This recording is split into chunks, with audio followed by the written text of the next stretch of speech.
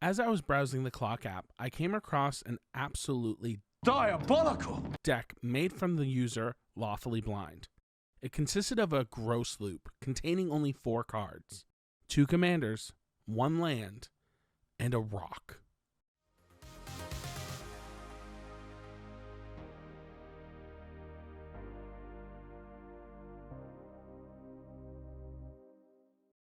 What is going on, WUBRG warriors? It is Crow who is rested, bringing you a tested and contested deck.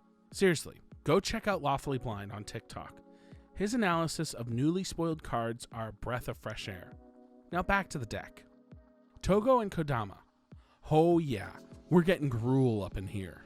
Side note, for someone who doesn't like playing green, a lot of my decks play green. Oh well. At least I'm not a Simic player. Hey, what's that supposed to mean? What was that? Did y'all hear something? Must have been the wind. In this video, we'll aim at dissecting the deck to its key components and explain how the deck wins and even how you can upgrade it using cards from New Capenna. First off, the commander, or in this case, commanders. First up, we have Toggo, Goblin Weaponsmith. For 2 and a red, you get a Goblin Artificer that's a 2/2. Now, Toggo's ability is what makes them an amazing component to this deck. You see, whenever a land enters the battlefield under your control, create a colorless equipment artifact token named Rock. But what does Rock do? Glad you asked. Oh, you didn't? Well then. It doesn't matter! We're going to talk about it anyways. Rock has an equipment cost of 1, and when it's equipped to a creature, it gains pay 1 and tap this artifact, then sack it. This creature deals 2 damage to any target. Rocks are cool and all, but what happens when we bring out our second commander? Kodama of the East Tree is when this gets wild. For 4 and 2 green, we get a 6/6 spirit with reach. I remember opening this card when Commander Legends came out, and I just remember being like, meh. But hold on. This effect is bonkers. It reads as followed. Whenever another permanent enters the battlefield under your control, if it wasn't put onto the battlefield with this ability, you may put a permanent card with equal or lesser converted mana cost from your hand onto the battlefield. So when a land enters the battlefield, we create a rock. That then triggers Kodama and allows us to play another land, effectively allowing us to go infinite if we have lands in our hand. You can see how this can get out of hand when these two are paired together. So let's figure out how we can get to the mana we need to play the spells we want and outvalue our opponents to victory. First up is Ramp, and I've got to say, this is my most rampiest of Ramp decks. We first have the cards that allow us to play multiple lands each rotation of the table, starting with 2 of the spiciest enchantments. Burgeoning and Exploration are each 1 green, pretty much making this the ideal Soul Ring turn 1 play.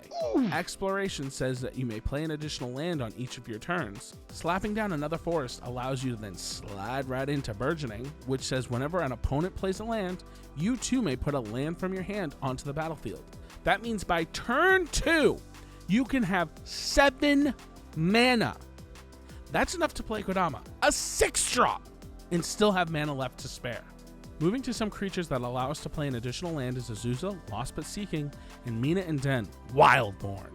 With the Elf ally even having the ability to pay red and green and return a land to our hand to have a target creature gain trample. Talk about value.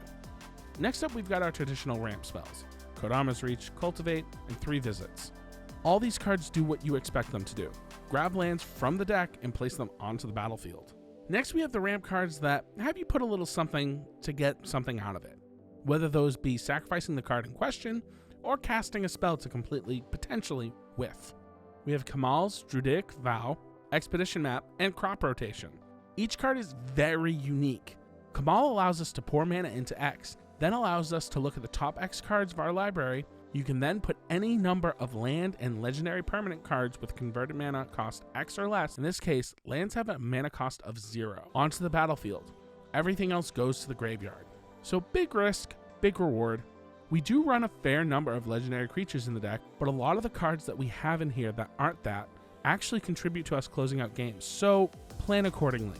Expedition Map allows us to pay 2, tap, and sack it to search our deck for a land, any land, and put it into our hands.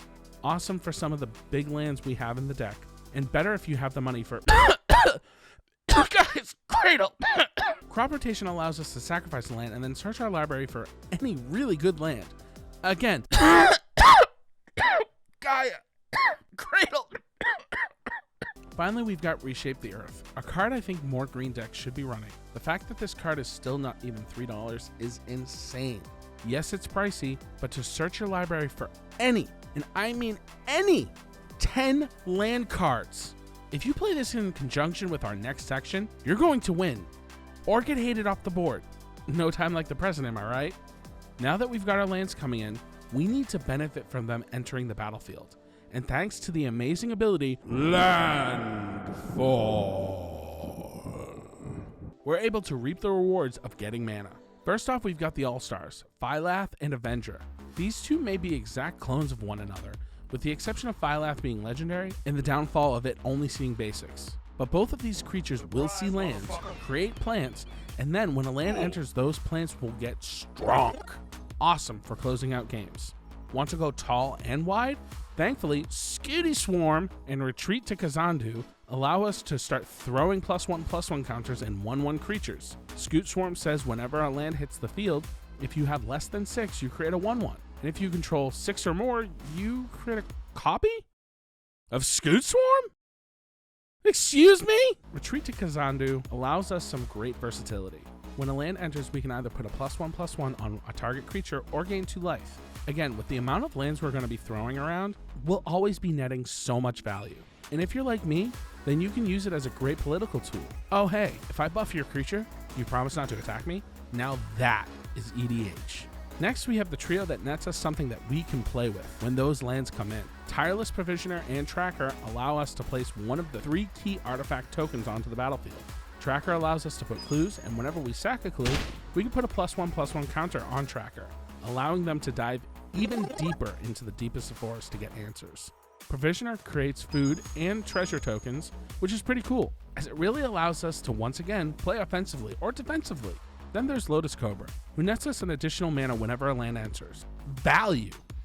Alright, let's wrap things up with the finishers of this deck.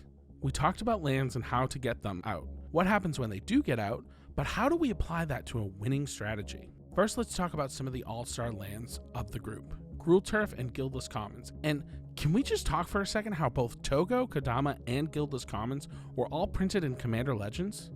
Who created this set? I just want to talk to them. I just want to talk to them. These 2 lands tap for 2 mana, Turf tapping for Gruul and Commons tapping for Colorless, with the downfall of having to bounce a land back to your hand to play it, normally.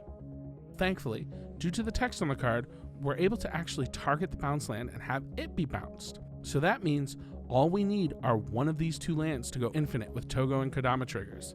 So we've got our lands, we've got our commanders. What other cards can we synergize with this combo? Glad you asked. Girapur, Aether Grid, Feedback Bolt, and Reckless Fireweaver all net us something with our rocks. Aether Grid allows us to tap 2 untapped artifacts to deal 1 damage to target creature or player. This may seem like not so stellar of an enchantment, but when you've got a pile of rocks, supercharging them and chucking them at our opponents for the win, that's beautiful. Some would say magic. Next, we have Feedback Bolt, which deals damage to target player equal to the number of artifacts we have. No tapping required. Finally, we have Reckless Fireweaver, which deals damage to each opponent when an artifact enters the battlefield. Talk about some damage. If we want to keep being reckless, we've got the nifty sorcery from Kaldheim, Reckless Crew. This allows us to create a dwarf for every artifact we control.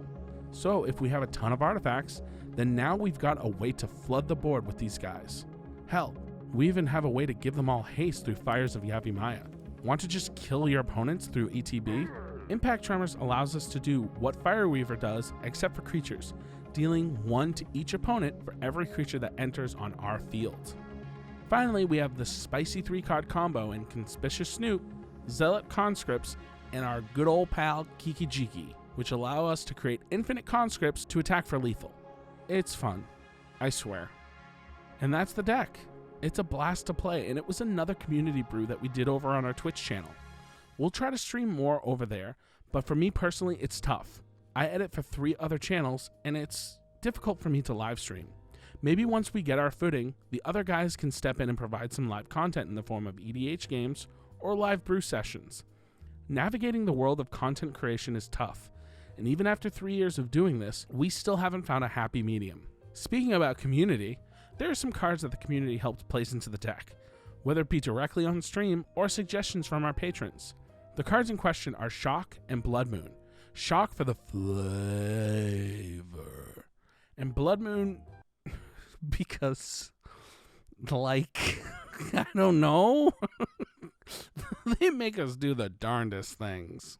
And if you're looking at increasing the power of this deck with some sweet new Capenna cards, one card I've had my eye on is Bootlegger Stash, which allows you to take your lands and tap them to make treasures. Awesome if you've got spare mana on your opponent's end step. Also, this is just me kind of throwing this in here while I'm recording. Pair this up with Seedborn Muse. Any deck, just Bootlegger Stash and Seedborn Muse. It's broken. It's absolutely broken. You'll have so many treasures when it's back to your turn. Like, you'll be able to play absolutely everything. It's gross. So what do you think? It's fun, it's spicy, and it's all thanks to you, our community. If you want to become a part of the community, hit up our Linktree and follow us on our socials. We would love to grow our Gatewatch, and you can help with that. Want to see this video early? Or even my bloopers while reading this? Side note, this isn't my first recording. The patrons actually saw my first recording. I deleted that recording, so yeah. That's, again, just completely off the cuff side note, not written in the script at all. Shout out to all my lovely patrons. Then hit up our Patreon. For the cost of a booster pack, you can help shape the foundation of our content and get some pretty cool things as a result. We're thinking booster packs, singles. We'll do what we can to give back to everyone who wants to support us, and would love it if you took a chance on us. At any rate, y'all, I've talked your ears off enough. Till next time, Planeswalkers of the Multiverse, I've been Crow, you've been you. Stay classy, and we'll see you on the next upkeep. Peace.